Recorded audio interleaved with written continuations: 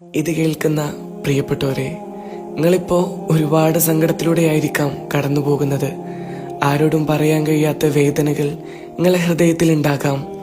ദുആകൾക്ക് ഉത്തരം കിട്ടുന്നില്ലെന്ന് പോലും നിങ്ങൾക്ക് തോന്നുന്നുണ്ടാകാം. പക്ഷേ ഈ മുഹറം മാസത്തിൽ ഞാൻ നിങ്ങളെ ഒരു കാര്യം ഓർമ്മിപ്പിക്കാൻ ആഗ്രഹിക്കുന്നു. നൂഹ് നബി അലൈഹി സ്വലാത്തു വസ്സലാം പ്രളയത്തിന്റെ നടുവിലായപ്പോൾ പടച്ചോൻ കൈവിട്ടില്ല. മുന്നിൽ കടലും പിന്നിൽ ശത്രുക്കളും വന്നപ്പോൾ മൂസാ നബി അലൈഹി സ്വലാത്തു വസ്സലാമിന് പടച്ചോൻ വഴി കാണിച്ചു കൊടുത്തു. ഇരുട്ടുകൾക്കുള്ളിൽ കുടുങ്ങിയ യൂനുസ് നബി അലൈഹി സ്വലാത്തു വസ്സലാമിന് അള്ളാഹുവിന്റെ കരുണ അദ്ദേഹത്തെ തേടിയെത്തി.